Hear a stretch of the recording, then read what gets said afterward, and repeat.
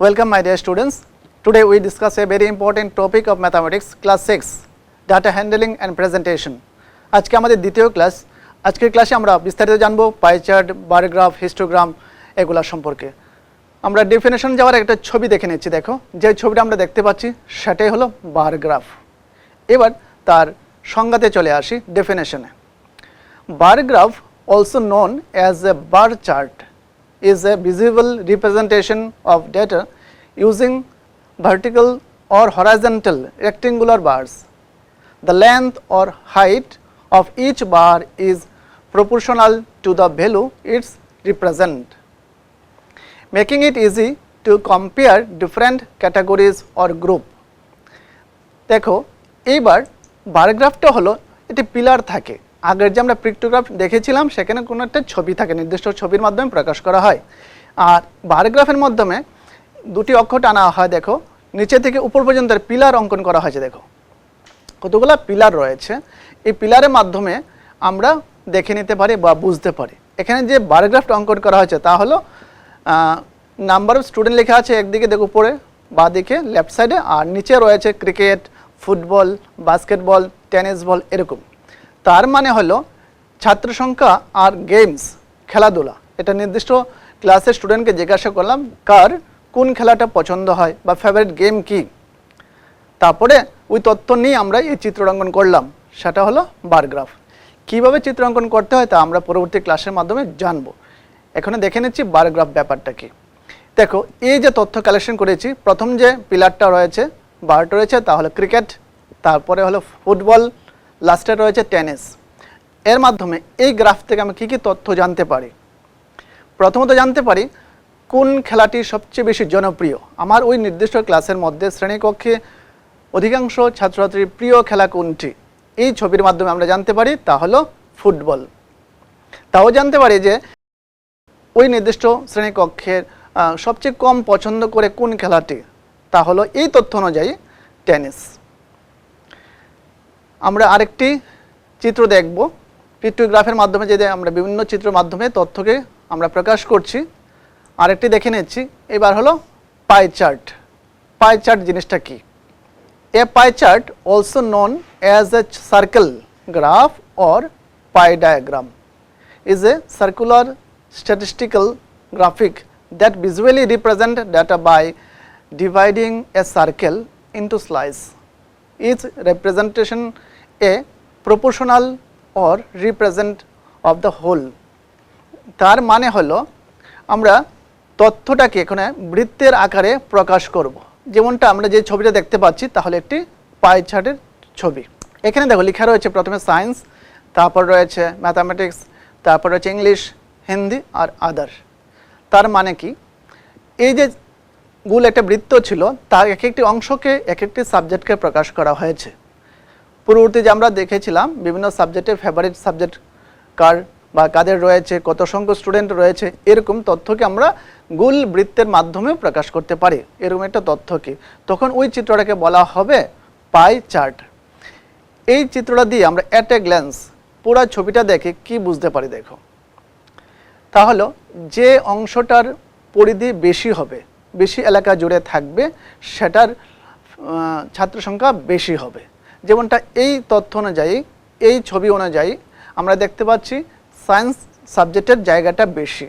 এর মানে সায়েন্স সাবজেক্টটা সবচেয়ে বেশি পপুলার, আর তুলনামূলক কম অংশ রয়েছে ম্যাথামেটিক্স জায়গাটা।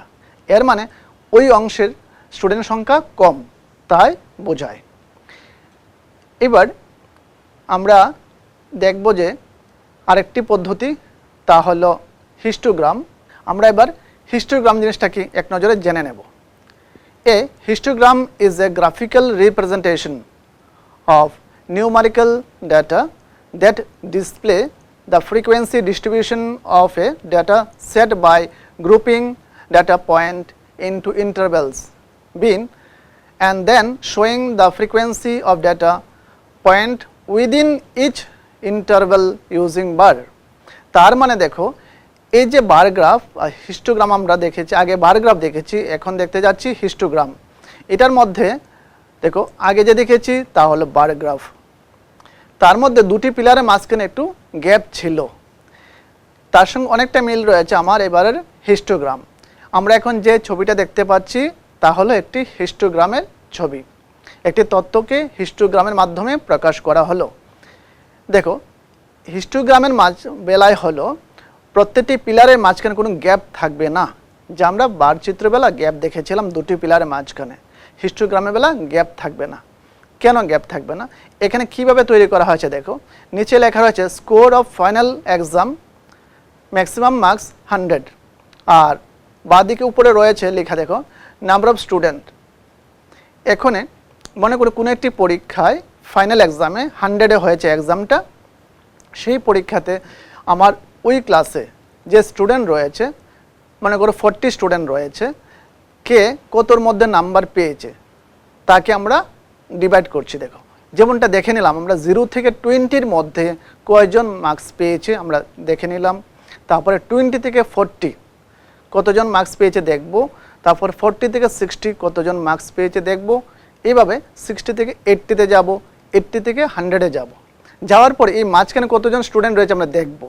তাহলে দেখো 0 to 20, 20 থেকে 40, 40 থেকে 60 কোথাও গ্যাপ নেই, কিন্তু আমার নাম্বারগুলো দেখো কন্টিনিউ নাম্বারটা আমরা হিসাবে নিয়ে নিচ্ছি, তাই মাঝখানে কোনো গ্যাপ থাকবে না। এই যে হিস্টোগ্রামটা আমরা দেখতে পাচ্ছি, এটা থেকে আমরা এট এ গ্ল্যান্স দেখে কি কি তথ্য জানতে পারি। প্রথমত জানতে পারি, দেখো সবচেয়ে বড় পিলার কোনটা। দেখো এখানে সবচেয়ে বড় যে পিলারটা রয়েছে তা হলো সবুজ রঙের, গ্রিন কালার। তার পরিমাণটা উচ্চতায় সবচেয়ে বেশি। তার মানে ওই রেঞ্জে 60 থেকে 80 নম্বরের মধ্যে মার্কস পেয়েছে সবচেয়ে বেশি সংখ্যক স্টুডেন্ট ওই ক্লাসের।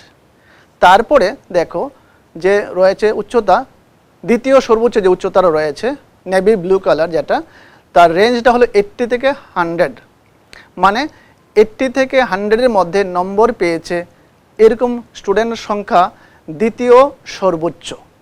এই তথ্য থেকে আমরা এই জিনিসটা জানতে পারি। তারপরে যেটা লেখা রয়েছে দেখো 40 থেকে 60-র মধ্যে, ইয়েলো কালার দিয়ে প্রকাশ করা হয়েছে মার্কস 40 থেকে 60-র মধ্যে, সেটা ইয়েলো কালার দিয়ে দেখানো হয়েছে। সেটা হলো তৃতীয় সর্বোচ্চ নাম্বার। আর সবচেয়ে কম স্টুডেন্ট রয়েছে ওই ক্লাসে, যে রেঞ্জ তা হলো 0 to 20, মানে এই ক্লাসে খুব কম সংখ্যক রয়েছে স্টুডেন্ট যারা পেয়েছে মার্কস 0 থেকে 20-র মাঝখানে। মানে বেশিরভাগ স্টুডেন্টই খুব ভালো রেঞ্জ করেছে, যারা মার্কস পেয়েছে 60 থেকে 80-র মধ্যে, খুব ভালো স্কোর করেছে।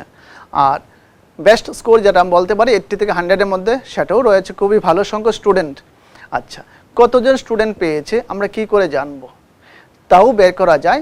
আমার যে উচ্চতাটা, যে বারটা যতটুকু উচ্চতা, তা থেকে লেফট সাইডে সোজা যে অক্ষরটা রয়েছে তার সঙ্গে স্কেল দিয়ে জয়েন করব, যে নাম্বারটা পাবো সেটাই হলো আমাদের স্টুডেন্ট সংখ্যা। আমরা আজকের ক্লাসে অনেকগুলো জিনিস আমরা জানলাম যা আমাদের পাঠ্যপুস্তকে রয়েছে। আমরা এক ঝলকে একটু দেখে নিলাম পাই চার্ট, যেটা গোল বৃত্ত আকারে থাকে। তারপরে আমরা আজকে দেখলাম এবং বুঝলাম বার গ্রাফ, যা পিলার আকারে সাজানো হয় গ্রাফের মাধ্যমে। আরও আমরা জানলাম যে পিক্টোগ্রাফ, ছবির মাধ্যমে তথ্যকে প্রকাশ করা হয়। তারপরে জেনে নিলাম আমরা হিস্টোগ্রাম। আশা করি আজকের ক্লাসটি তোমাদের উপকারে আসবে। পরবর্তী ক্লাসে দেখা হবে।